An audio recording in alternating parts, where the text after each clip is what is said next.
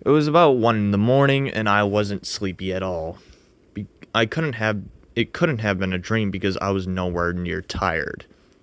Hoping to wind down, I went to a family room and turned on the TV. We have a DVR box through Verizon, and everyone in the family picks a few shows they like to record. Of course, there were 2.5 bronies in the house. Friendship is Magic was set to record every episode and kept it to 7. I scrolled through the ones we had recorded and picked the one on the bottom. Unwatched, Dragon Shy. Dragon Shy is one of my favorites. The teaser, however, was not Dragon Shy. Not even close. I'm used to the TV guides saying one episode is airing, but is actually switched out at the last minute. But this was something else. It wasn't any episode I recognized, and you believe me when I say I watched them all. It wasn't too surreal though. It was Twilight Sparkle pacing around her bedroom listing all the things she had to do that day. Return a book, visit Fluttershy, yada yada yada. Then she said, "Spike, are you getting this?" And it showed Spike's bed. But instead of him, it was just a cute little Spike-looking rag doll with button eyes and a polka dot patch in the seat. It looked absolutely adorable. Twilight laughs, and we go to the opening. To further confuse matters, the episode music was the Hans Season 2 theme song, but there was no train or anything. It had the video of the Season 1 opening.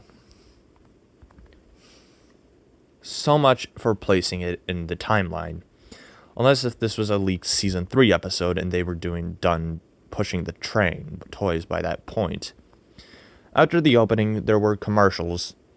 I fast-forwarded through them, but from the looks of it, they were all normal commercials.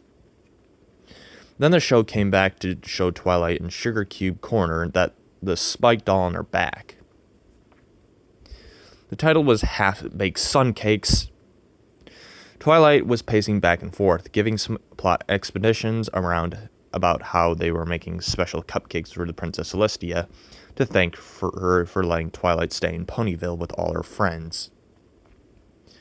Pinkie was supposed to be making them. Then Twilight would use her unicorn magic to bake some sunshine and put them in the cupcakes, making them Suncakes. Twilight was all alone, but she was talking like if she was talking to her friends. Then she started reacting to something that wasn't happening. From whatever I gather, Twilight suddenly realized that the cupcakes were missing. She began looking around and asking questions, and then I realized that she was talking directly to her friends who weren't there. She was responding like if they weren't talking to her, too.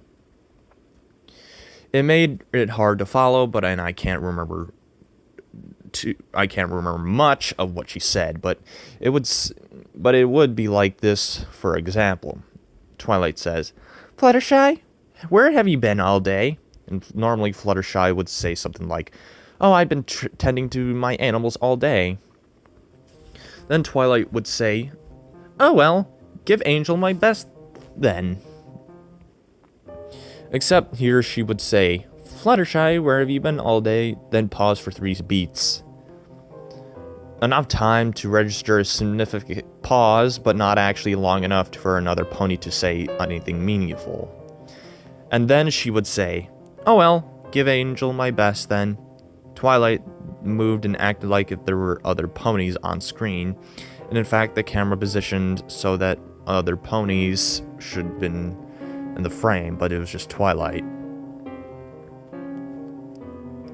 Anyway, I think Pinkie Pie started panicking because Twilight kept telling her to calm down, that they would find the cupcakes, but then she pulled a magnifying glass out of the hammer space and began looking for clues.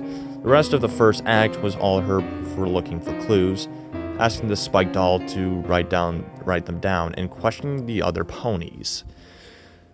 It would have been an ordinary show, except that Twilight seemed to be the only pony in all of Ponyville. because there was no one there to question.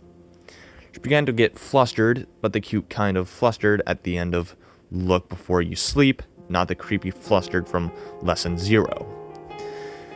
There were plenty of jokes and cute moments, but I was too busy trying to figure out what I was missing, besides every other pony in existence, to retain any specifics. Finally, it was time to go to the canter lot, even though the cakes were still missing. Twilight looked nervous. She was afraid of what Celestia would say if Twilight arrived empty-handed after promising a surprise. After the commercial, she was already in the canter lot, and the canter lot was abandoned too. She walked up the castle and around the palace grounds, stopping to introduce her friends to the old guards and palace workers she used to know again. Again, Twilight was the only pony. Then when she got to the throne room, her ears drooped, her tail hung, "I want daw," and she went inside.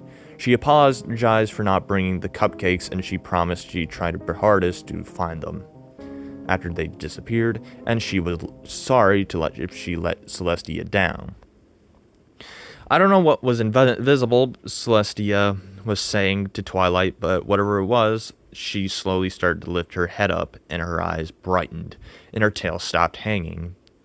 She looked happy. Then the music changed, like they were starting a musical number. Hot dog! A sneak preview of a new episode in a musical number? It sounded incredibly familiar, and after the first few bars played, I realized it was, no kidding, Schubert's Ave Maria. Only if it were arranged by Daniel Ingram. Twilight was singing, and I swear it was Tara Strong's voice, not Rebecca Shorshett. The whole song was accompanied by some of the most beautiful imagery I've ever seen animated in Flash. It panned over valleys colored with wildflowers, up mountains blowing the wind, and a cave belching smoke, down to the ocean waves that, when they broke on the shore, made a faint rainbow appear. The words were completely different, and all I could remember is what I jotted down. Ave Maria, birds of the sun, question mark, question mark, question mark, question mark, question mark, question mark, blah, blah, blah, the beauty of our nights and the sunless days, Ave Maria, heaven's bride. When it was over, we faded back to Twilight at the sugar cube corner. She was laughing, and I gathered that she was just found the cupcakes. She explained, Mrs. Cake has taken them out of the oven and turned it off.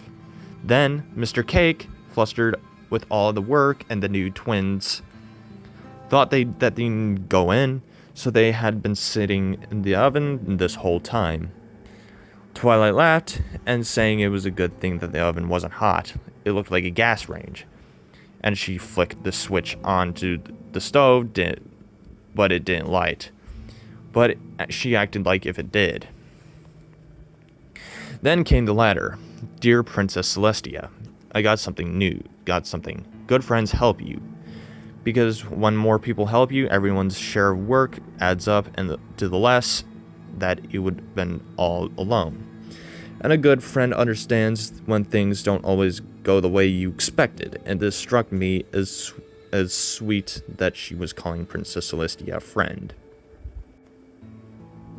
Did you get all that, Spike? She asked the Spike doll. It sort of flopped her back, and she laughed. Then the creepiest goddamn thing happened. She stopped, and her face had this look of complete heartbreak. It was like when Pinkie Pie thought her friends didn't want to come to her party. It was like your face the first time you finished My Little Dashie.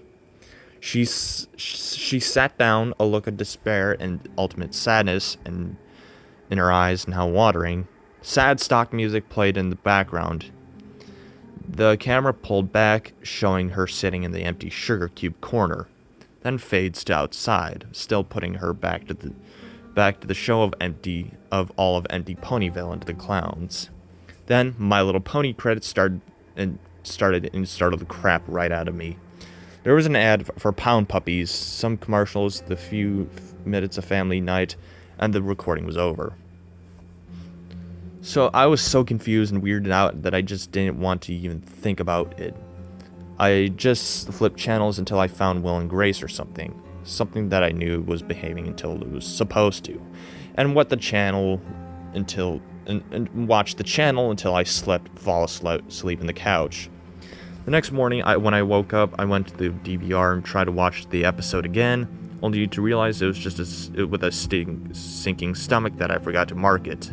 Save until I delete. And this morning's showing of Cutie Pox had pushed it off the DVR. It's gone. Well, no worries, right? The Brony community is still notorious for catching every single episode and going over them all with a fine-tooth comb. I was sure that the episode aired, plenty of people uploaded it to YouTube, discussed it in ad nausea, and have come to a conclusion that it makes a lot more sense than what I thought I saw. But I found nothing. A Google search for the episode's title turns up nothing relevant. No one's marked it on the Wikipedia as an unconfirmed title of an upcoming episode. No mention of it on Equestria Daily. No screen caps on my little brony. No spin-off or an over-analysis fanfic on fanfiction.net. Fanfiction.net. No conversations about every little detail in any forum ever. It's like no one else saw the episode. All I have are the Ave Maria notes. Someone has to know what I'm talking about, though. Has anyone seen this episode? Somebody has to have seen the episode. Does it sound familiar to anyone? Seriously, I'm getting weirded out over there. Why was Twilight the last pony in Equestria?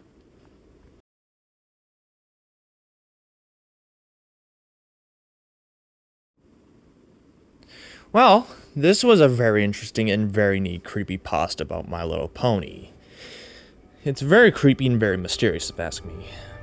Also, this story does give me a sense of nostalgia, if you ask me, because Hub Network was mentioned. If you don't know what Hub was, it was basically a television channel that ran throughout the early 2010s, and in fact, I used to watch My Little Pony and Pound Puppies when I was still around. And please note, I was just a little boy. It's funny because I almost became a full fan from watching the show at the time. What the fuck did I just say, flan? That doesn't make any sense, but yes, I almost became a full fan from watching the television show at the time. Yeah, pretty interesting. Until my interest with My Little Pony and Sonic died down when I was into Minecraft and when I was into the Minecraft and Five Nights at Freddy's community when I was turning 8 years old. Now, other than that, I just want to say this story was pretty dark, if you ask me. Like, if the pony characters were just an imagination from the main character and that Spike is just a toy all along. Like, think about it. It's pretty interesting if you ask me if this was a part of the whole show itself. What I also liked about the story is instead of the episode being watched in a VHS tape or DVD, it was actually watched through a DVR. If you don't know what that is, it's basically where you can record a DVD or something like that when it comes to like movies or TV shows. But yeah, so yeah, that's what you can do with the DVR apparently. In fact, it's funny because I did find a DVR in some sort of like store that was actually cheap. In fact, I was gonna buy it at one point, but unfortunately, my father didn't have any money. There was this one time. And yes, I have read this story in the past. But other than that, another reason why I like this story is the mention of classical music. If you don't know who Schubert was, he was basically a classical music composer who was born in 1797. You know, just like composers like Beethoven, Mozart, Dvorak, Mahler, Tchaikovsky, etc. Whatever there is. There is a lot of classical music composers.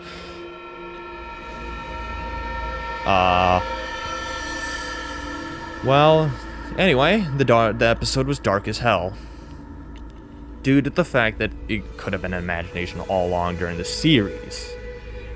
Yeah, an imagination all from Twilight Sparkles herself. Anyway, is there any problems with the story? To be honest, I don't think so. This was just a perfect story. And yes, it's probably one of my favorite My Little Pony stories. Now, if you disagree or agree with my opinion, that is fine. We all are entitled to our own opinions. My final rating of the story is a 10 out of 10. I think it's probably my favorite My Little Pony creepypasta I've ever read. It's dark and gritty. Anyway, I'm out.